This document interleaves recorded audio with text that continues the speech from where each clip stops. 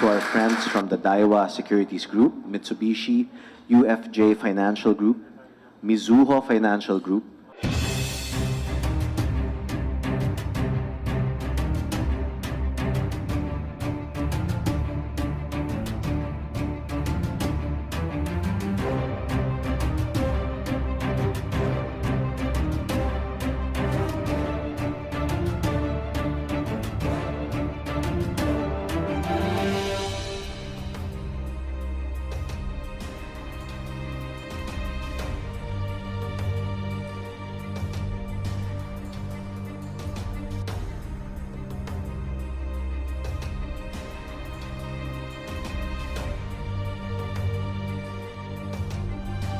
Pero bago ang lahat mga kabagong Pinoy, kung hindi ka pa nakasubscribe sa aking channel, please do subscribe at i-click mo na rin ang notification bell para maging updated ka sa mga bago kong videos.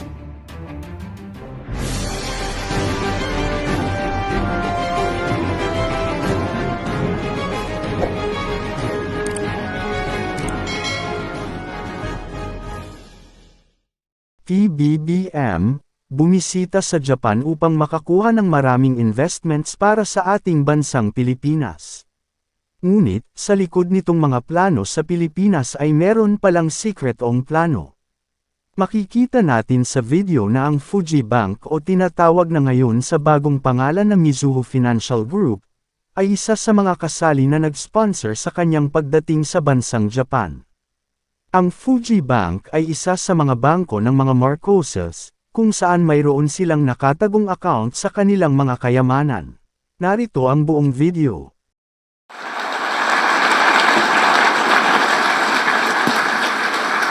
to our friends from the Daiwa Securities Group, Mitsubishi UFJ Financial Group, Mizuho Financial Group,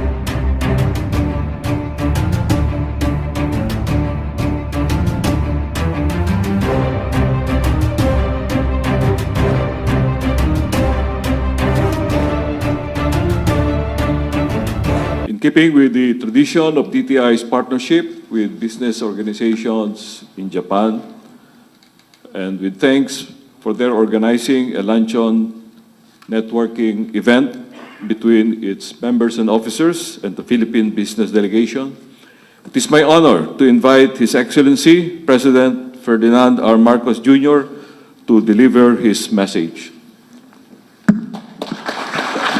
この度は、このパートナーシップにもってありがとうございます。では、マルコス大統領です。Thank you. Thank you very much, Department of Trade and Industry Secretary Fred Pascual. Would please take your seats. The members of this Philippine delegation, the former President and Senior Deputy Speaker, Gloria Macapagal Arroyo, our Senate President, Senator Migs Subiri, House Speaker Martin Romualdez, and the other members of the Cabinet who have accompanied us on this very important trip. The Chairperson of the Senate Committee on Trade, Commerce, and Entrepreneurship, Senator Mark Villar. We also have joining us the former Senate President of our upper house, the former Senate President Manny Villar, who has also entered into an agreement and an arrangement in today's signing.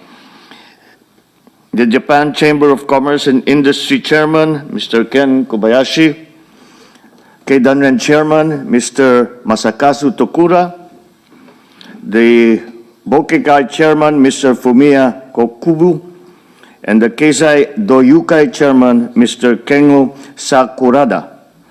The Japan's-Philippine Economic Cooperations Committee Co-Chairman, Mr. Teru Asada, and Mr. Takehiko Kakiuchi, Mr. Yuji Hiraku. My fellow workers in government, the distinguished guests who are here with us today, ladies and gentlemen, good afternoon. I am delighted to be amongst the industry captains and the top-ranking executives representing the Parliament of Big Business, as well as associations whose members include small and medium enterprises, management, and importers. Indeed, there is much to be admired about Japan's unique business landscape, where networks of independent manufacturers, supply, chain partners, distributors, and financiers work efficiently and harmoniously to ensure the success of the whole. I am accompanied on this trip by an equally diverse group of 114 businessmen whose activities span the whole gamut of Japan-centric business opportunities: manufacturing, construction, real estate, retail, food service, trading, telecommunications, aviation, recruitment, mining, and agribusiness. And in the morning of the first day, our Department of Trade and Industry Secretary Pascual reported that the business matching event that DTI arranged for 85 Philippine companies yielded more than 255 meetings with Japanese counterparts. In the afternoon, our delegates also visited a facility in Odaiba that was built by a company that began as a startup and today builds ultra-compact spacecraft for comet exploration. On top of forging new connections in business, our delegates are also here on a mission to listen, to observe, to learn, and then act on opportunities and new knowledge. I hope that these synergies that we establish with our Japanese partners today will continue to grow. Hopefully, beyond profit and commerce, these partnerships will now extend to lifelong friendships, which will promote and will encourage the deepening and the strengthening of the ties between Japan and the Philippines. Thank you and good afternoon. Domo arigatou gozaimasu.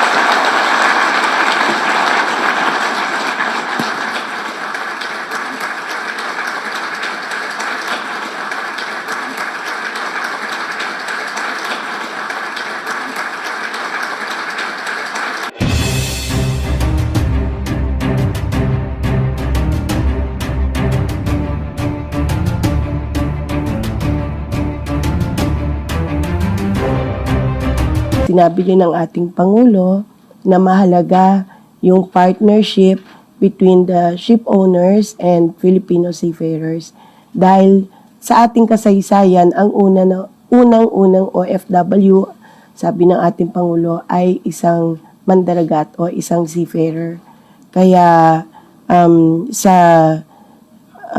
doon naman sa Department of Migrant Workers, magbubukas tayo ng Japan Desk para lahat ng concerns ng mga Japanese ship owners, pati mga land-based employers dito sa bansang Hapon, ay diretso na sa amin sa Office of the Secretary at titiyakin namin na walang red tape at magiging maayos ang pagproseso. And yun ang tinatawag naman din ng ating Pangulo na dapat may whole of government approach sa pagtulong sa mga international partners ng ating bansa, lalo na ng ating mga OFWs. Kaya binanggit din niya na kaya nandoon si House Speaker Martin Romualdez at si Senate President Juan Miguel Zubiri para pakinggan at tumulong din sa executive branch sa pagpanday ng mga batas na makakatulong sa ating mga Filipino seafarers.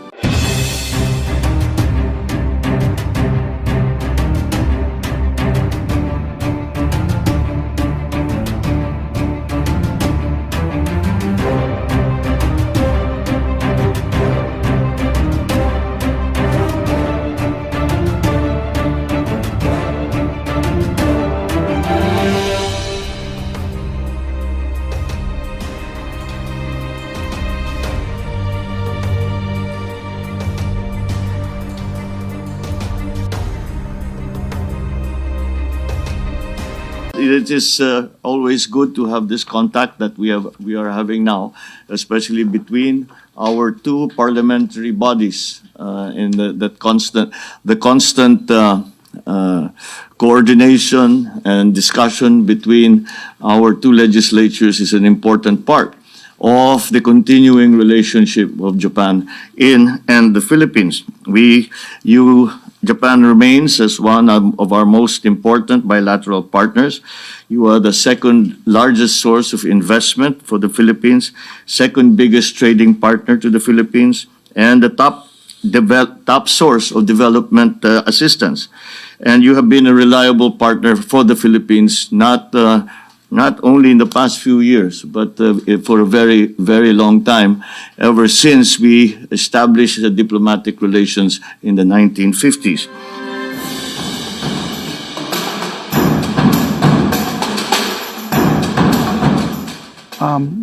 Una sa lahat, napakahalaga ng sama natin sa Japan dahil they're our second largest trading partner. Our economies are beneficial to one another.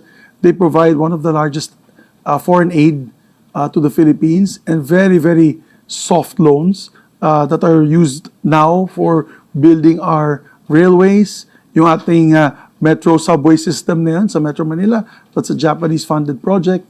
And several others, very important projects for the country. Kaya napakahalaga nitong bisita ng ating Pangulo dito sa bansang ito. It shows that early on in his presidency that he gives priority, of course, to our friendship with Japan.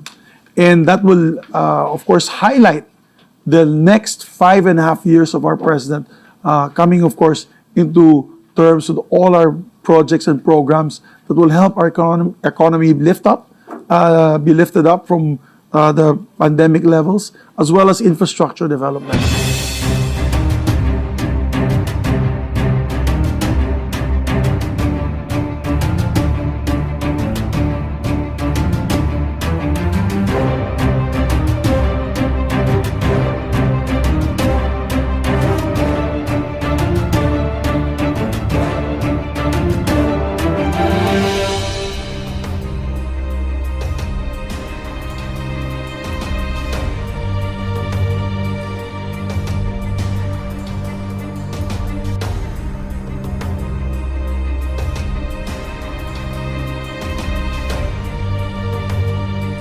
As we have discussed before, the importance to the Philippines of these new technologies that you are promoting around in Japan and now in the Philippines are very, very important. I do not need to illustrate or to explain the critical situation around the world when it comes to fuel supply, supply chain problems. All of these are requiring a great deal of thought and planning for the Philippine side, so as to be able to ensure that our forecasted and aspirations for development are well supported by an adequate power supply.